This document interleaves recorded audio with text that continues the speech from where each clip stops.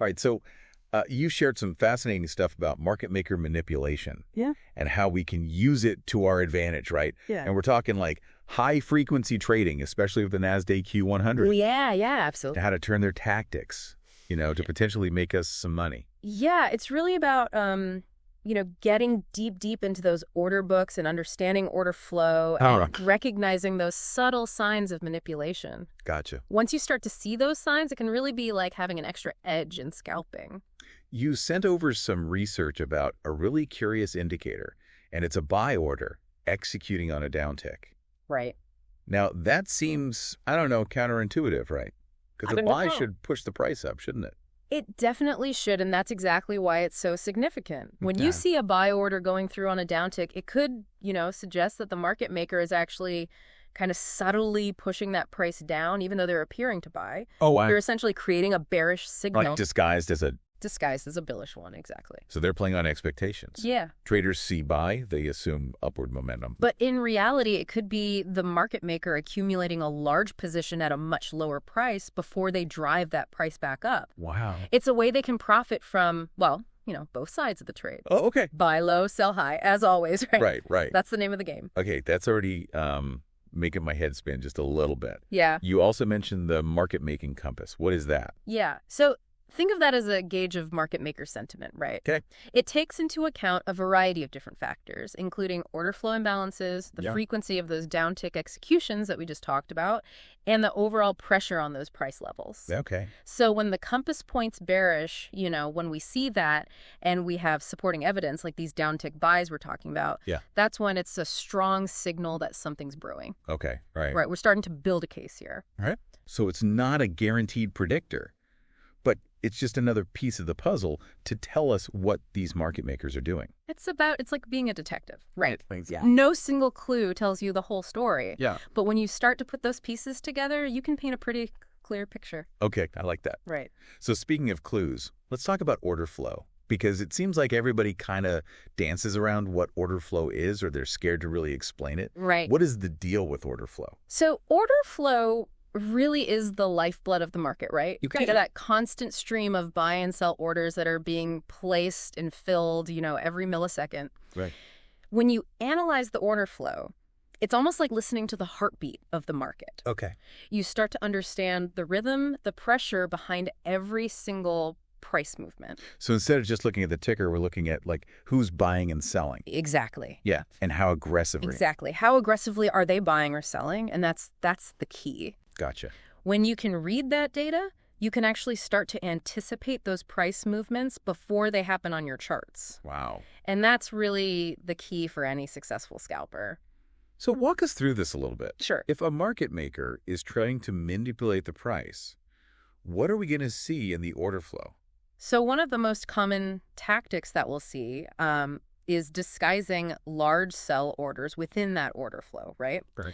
So they might, for example, place a few visible buy orders just to create that illusion of demand, get people excited. Right. But behind those buy orders, there are often hidden sell orders that are much, much larger in size. Oh, wow. It's kind of like a duck, right? Okay. Calm on the surface, but underneath the water, they're paddling like crazy. Okay, so unsuspecting traders who are just watching the ticker, maybe level 2, they have no idea this is happening. They have no idea. They just see the price ticking up and they think, oh, this is it. I'm going to jump in. I'm going to catch this breakout. But actually, they're getting caught in this current of selling pressure. Wow. As those hidden orders start to get filled. And that's where these hidden liquidity zones come in. Exactly, yeah. It sounds like something out of a spy thriller, honestly. It does, but it's very real in trading, right? Okay. These are price levels where the market maker has very strategically placed these large hidden orders, and they're designed to absorb any significant buying or selling pressure. So imagine a scenario where a market maker wants to drive the price down.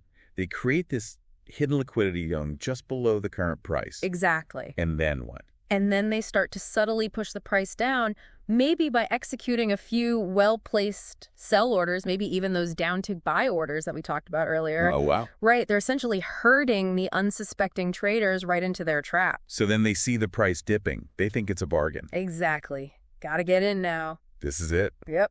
And that triggers all those hidden sell orders. Oh, man. And then boom, the price plummets. It's just classic supply and demand, right? Oh. But it's manipulated to the market maker's advantage. Wow.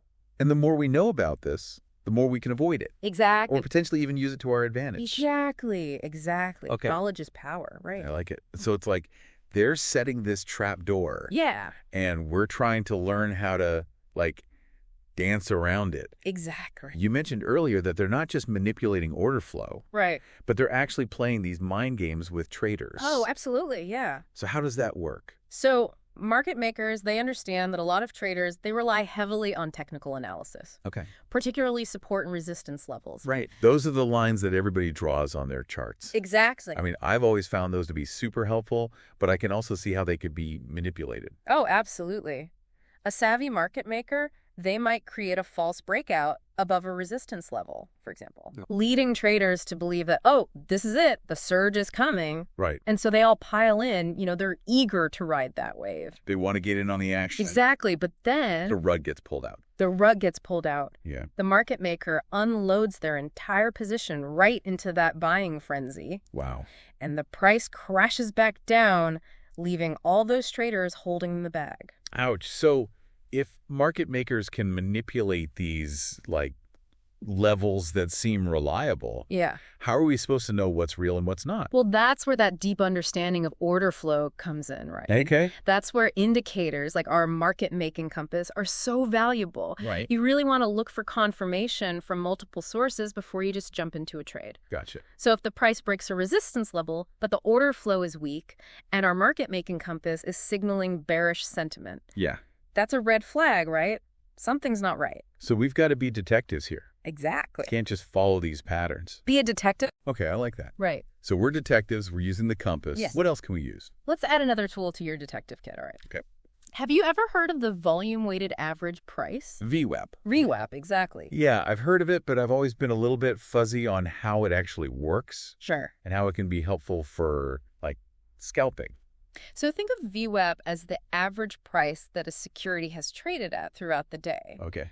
but it's adjusted for volume. Okay. So it's a way to quickly gauge whether a security is trading above or below its average price for the day, Okay. which can be helpful for identifying those potential trading opportunities.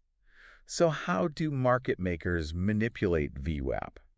So one way is through, well-timed large volume trades. Okay. And remember, VWAP is volume weight, right? Right. So bigger trades equal bigger impact on the calculation. So a market maker could push the price down significantly with a large sell order. Exactly. That would drag the VWAP down with it. Exactly. They're dragging it down. And then they buy back those shares at a lower price. They buy it back lower, profit from the difference, and they've also created this illusion of a dip below VWAP. Right. That might suck in other traders who are just looking at that. Oh, it's a bargain now.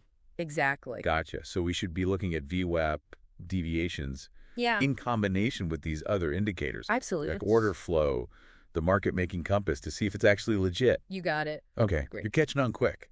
This is starting to make a lot of sense. Yes. But I have to admit, keeping track of all this in real time, Yeah. it sounds very challenging. It can be. How do we even process all this information fast enough to make these decisions? Well, that's where the beauty of algorithmic trading comes in. Okay. Remember those specific time intervals that we talked about? Yes. Well, algorithms can be programmed to react to those moments Okay. in a way that we humans simply can't. Right. We can't compete with the speed. So we're talking about using technology to level the playing field here. Level the playing field. To compete with these high-frequency trading algorithms. Exactly. Because let's be honest, they pretty much dominate the market right now. It seems like it, yeah. So by understanding how those algorithms work Right. and what they're programmed to do, we can actually develop our own strategies to kind of, anticipate their moves and even profit from them. Wow. Okay, this is blowing my mind. Yeah, it's powerful stuff. But before we get too far into, like, building our own trading algorithms, Right. what about risk management?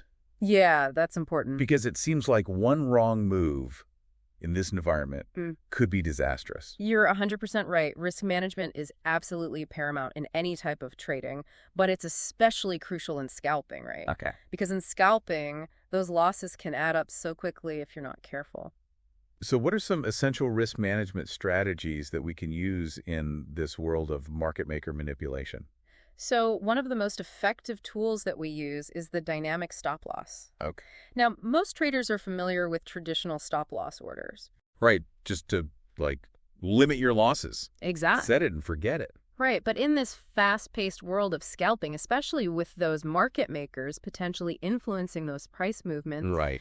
dynamic stop losses are really a game changer. So instead of just a fixed stop loss, it adjusts based on what's happening in the market. You got it. A dynamic stop loss takes into account the volatility of the market and constantly adjusts that stop loss level Oh, to what? help you stay one step ahead. So can you give me an example of how that works? Yeah, absolutely. So let's say you're using the average true range, or ATR, Okay. to set your dynamic stop loss. Okay. ATR, it measures the average price volatility of a security over a specific period, right? Okay, so if the ATR is high, that means there's a lot of volatility, so our stop loss would be further away. Exactly. You're essentially widening your safety net, right, Okay. to account for those big price swings. And if the ATR is low, then our stop loss is tighter. Tighter, exactly. Okay. Right there with me. So it's about letting the market dictate our risk management, Exactly. It's a dance. not just being like, okay, well, this is my percentage, I'm sticking to it. Exactly. Okay, this is making a lot of sense. Well, great.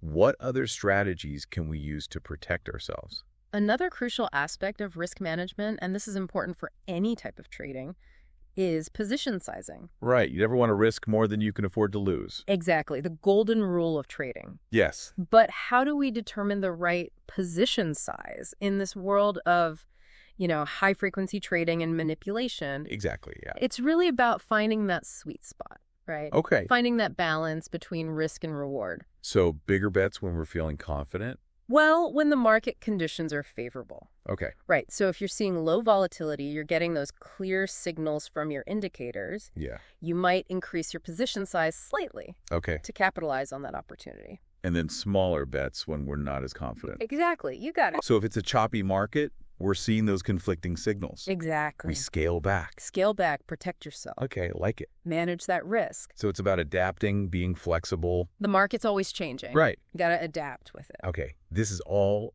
incredibly valuable advice. I'm glad it's helpful. But with all this talk about automation and algorithms, Right. is there still a place for, like, human intuition in trading? That's a great question. Or are we all just, like, slaves to the machines now? It's a question that, a lot of traders are grappling with these days. Right. And it's an important one. Yeah. For me, I always say even the most sophisticated algorithms, they're just tools, right? Okay. I mean, they can process information way faster than we ever could. Right. But what they don't have is that human element of intuition, right? Right. That ability to kind of understand the nuances, the unexpected shifts, the things that happen in the market that you just can't program. So it's a partnership, I guess. It is. We can use them to help us. Yeah, But they shouldn't replace our own thinking. exactly. Think of it like, sailing, right? Yeah. You can have the most technologically advanced sailboat in the world, Right. but if you don't know how to read the wind, the currents, if you don't see that storm coming on the horizon, Right. you're not going to get very far. That's a great analogy, yeah. So how do we develop that intuition then? Well, it takes time. Okay. It takes practice. And honestly, it takes a willingness to learn from those mistakes. Right. Everyone makes mistakes, especially early on. So Yeah. start by, pick a market like the NASDAQ, right? Okay. And really get to know it, get to know its rhythms. So, like, study historical charts, look for patterns. Exactly. But don't just focus on the price action, right? You've got to look deeper. Okay. Pay attention to that order flow, the volume, the time of day, all of it. Right. Look for those subtle clues that often, they precede big moves. And that's where these tools that we talked about, like the market making compass and Exactly. understanding how these market makers are manipulating everything can really give us an advantage. 100%. It's about seeing the market from a different perspective, understanding those forces that are driving those price movements, right? Okay. But at the end of the day, you have to develop your own intuition. Right. Your own feel. Yeah, your feel for the market. So not becoming a slave to the machines, No. but learning to, Work with them. work with them, dance with them, maybe. Yeah, dance with them, use them to our advantage, but also trust our own instincts. Okay. I like that this has been eye-opening, honestly. Oh, and I'm glad to hear it. Really appreciate all this. Yeah. Any final thoughts for our listeners before we wrap up? Yeah, I would just say don't be intimidated by the technology or the speed of it all. Embrace the challenge, learn everything you can, and most importantly, never stop questioning. I like it. Right. The more you know about how the market works, the better off you're going to be. Absolutely. Well, thank you again for joining us on this deep dive into market maker manipulation and high-frequency trading. My pleasure. Always happy to be here. And for those of you listening, keep those minds sharp, keep those risk management strategies tight, and as always, happy trading, everybody.